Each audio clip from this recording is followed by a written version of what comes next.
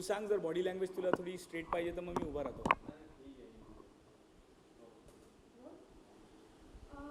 Soul of India, इसके बारे में आप क्या कहना चाहेंगे? जी, सोल ऑफ इंडिया एक थिएटर बेस्ड ड्रामा शो है जो डांस के द्वारा हम कहानियाँ बता रहे हैं, अलग अलग किस्म की कहानियाँ बता रहे हैं भारत के इतिहास को लेकर, भारत की अलग अलग विभिन्न ट्रेडिशंस कल्चर्स को लेकर काफ़ी सारी अलग अलग चीज़ें बता रहे हैं और उसी के अंदर छुपी हुई एक दूसरी कहानी है जो उसके साथ साथ धीरे धीरे आपको समझना चालू हो जाता है. स्पेसिफिक कोई कहानी है जो आप दिखाने वाले हैं? बिकॉज 15 अगस्त भी नजदीक आ रहा है और आपके पोस्टर को देख के ऐसा कुछ लग रहा है, तो उसके बारे में कुछ बताएं. नहीं, 15 अगस्त खास करके ऐसा मेरे जहन में तो कभी नहीं था. वो तो इत्तेफाक की बात है कि वो उसी दौरान आ रहा है शो. बट एक्चुअली 15 अगस्त या 26 जनवरी एक सिर्फ ज़रिया है हमें हमारे देश के इतिहास को याद रखने का. बट अदरवाइज़ आप अगर भारत पे गर्व महसूस करना चाहते तो बहुत सारी चीज़ें रोज़ हर रोज़ हो रही हैं. हीरोज़ बनते जा रहे हैं.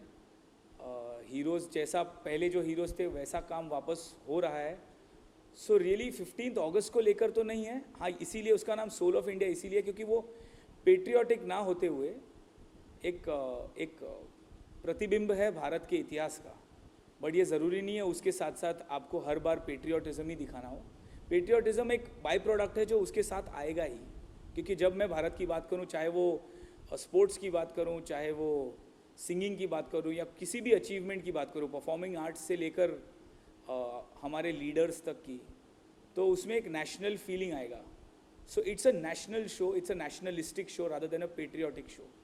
स्टोरी के बारे में पूछना चाहेंगे, किस तरीके की स्टोरी है जो मतलब आई नो आप बता नहीं सकते, लेकिन फिर भी जो दर्शक है उनके आंखों में आंसू ला देने वाला, या मैं किस प्रकार का लोगों को?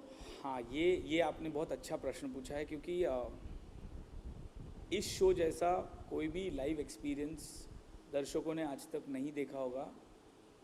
ज़्यादातर दर्शकों ने, इसकी मैं गारंटी ले सकता हूँ. सिर्फ इसीलिए क्योंकि आपको बहुत बार ऐसा लगेगा जैसे कि आप सिनेमा देख रहे हैं. क्योंकि किरदार उतना दूर ही है बट उसकी इमोशंस इतनी इंटेंस है कि आपको लग रहा है कि वो आपसे बात कर रहा है.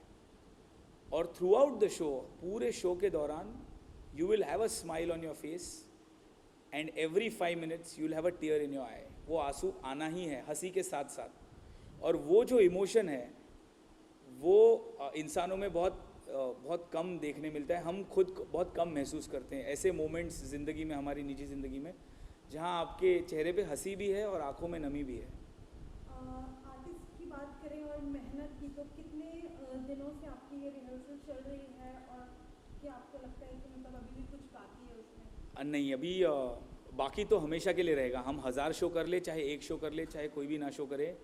क्योंकि आप हमेशा हर बार लाइव थिएटर का मज़ा उसी में है कि आप ऑडियंस के सामने हर रोज़ ज़ीरो से स्टार्ट करते हो. आपने कितनी भी मेहनत की हो, इट्स लाइक कोई भी स्पोर्ट हो, आप 20 साल से क्रिकेट खेल रहे हो, फिर भी आप जिस दिन जाते हो खेलने तो आप ज़ीरो से चालू करते हो. हर कलाकार को, हर आर्टिस्ट को हमारे यहाँ एवरी डे, हर दिन उस ऑडियंस को वापस वही करके दिखाना है, उसी इंटेंसिटी के साथ करके दिखाना है, चाहे तुम कितना भी कुछ भी कर चुके हो. हाँ, जहाँ तक मेहनत की बात है, सारे आर्टिस्ट ने लगभग, हम अभी 2.5 महीने से मेहनत कर रहे हैं. तो 400 ऑडिशंस के बाद मैंने 40 लोगों को सिलेक्ट किया. उनमें से कुछ लोगों को कास्ट किया पहले कि आप ये रोल करोगे, आप वो रोल करोगे. और उसके बाद जो एक्टिंग की ट्रेनिंग शुरू हुई, क्योंकि सब डांसर्स ही हैं, मतलब basically every one that I audition वो सब डांसर्स ही थे. तो उनमें से मुझे कास्ट इसलिए करना पड़ा कि मैं एक्टर्स को डांस सिखाने से ज़्यादा बेहतर ये समझता हूँ ऑप्शन एक डायरेक्टर के लिए कि इस टाइप के शो में डांसर से एक्टिंग करवाई जाए. तो वो एक बहुत बड़ा चैलेंज था और वो आप देखेंगे तो आप ही बताइए कि हमने वो चैलेंज को पार किया है या नहीं. बट मेहनत तो बहुत की है, सब ने बहुत मेहनत की है. दिन रात 10 से 10 हम रिहर्सल करते थे, कभी कभी सुबह 8 से 10 करते थे रिहर्सल. बारिश का मौसम है, लोग कभी कभी भीग के आते थे, दोपहर तक सूखते नहीं थे, मगर रिहर्सल जारी रहती थी. आप इतना अच्छा इनिशिएटिव ले रहे हो. आज की डेट में थिएटर बहुत ख़त्म हो चुका है. एक दो गिनते हैं जो थिएटर आर्टिस्ट बचे हैं जिनको लोग देखते हैं. जी हाँ. इस समय पे ऐसा शो करना, आप क्या कहना चाहेंगे इसके बारे में? देखिए, दुनिया में क्या हो रहा है उस हिसाब से तो मैंने शो नहीं बनाया, मुझे क्या करना था उस हिसाब से शो बनाया। तो अगर थिएटर अपनी चोटी पे होता और जहाँ वहाँ सारी जहाँ पे शोज़ हो रहे होते थिएटर, तो भी शायद मैं ये करता क्योंकि मुझे करना था। और अगर थिएटर पूरी तरह से जैसे आप कह रहे हैं कि ऑलमोस्ट ख़त्म हो चुका है because of sports and Bollywood and television, बाकी के बहुत सारे ज़रिए आ गए, मगर फिर भी आप, इसीलिए मैं कहता हूँ कि ये एक्सपीरियंस अलग है, क्योंकि कितना भी आप टीवी को बढ़ावा दे दो, कितना भी आप सिनेमा को बढ़ावा दे दो, थिएटर में जब आप किसी को आपके सामने हंसते रोते नाचते देखते हो, वो सिनेमा और टीवी से कोसों कोसों दूर है, बहुत ज़्यादा इम्पोर्टेंट है, ये मैं समझता हूँ।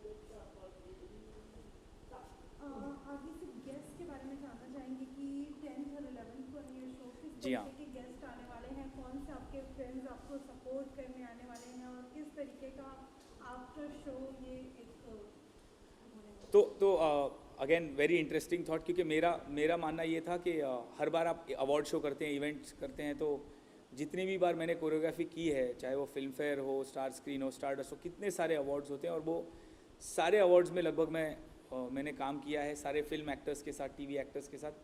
तो हमेशा एक रेड कार्पेट होता है शो के पहले, और उस पर सबका इंटरव्यू होता है, जो आ रहे हैं, जो देखने आ रहे हैं उस शो को, उस अवार्ड नाइट पे।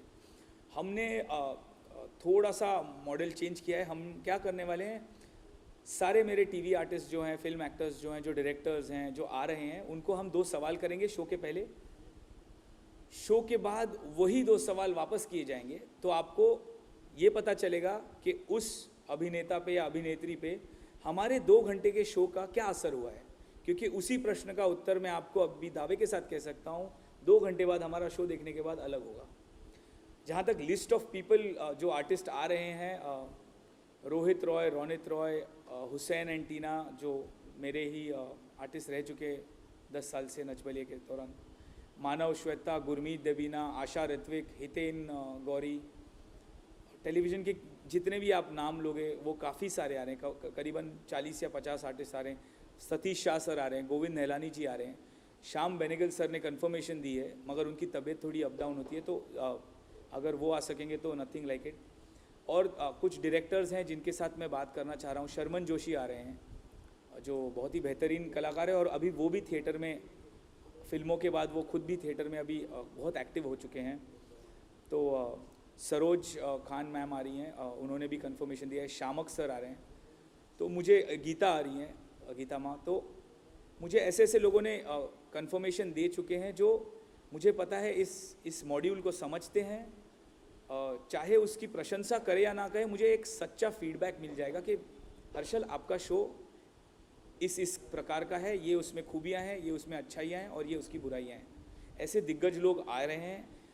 एक्टर्स एक्टिंग के बारे में मुझे ज़रूर बताएंगे, हमारे जो किरदार है कैसी एक्टिंग कर रहे हैं, और ये जो कोरियोग्राफर्स जो जिनके मैंने नाम लिए वो भी मुझे कहीं ना कहीं गाइड करेंगे, ये मेरा मानना है। Thank you so much and best of luck for your show. Thank you so much, thank you.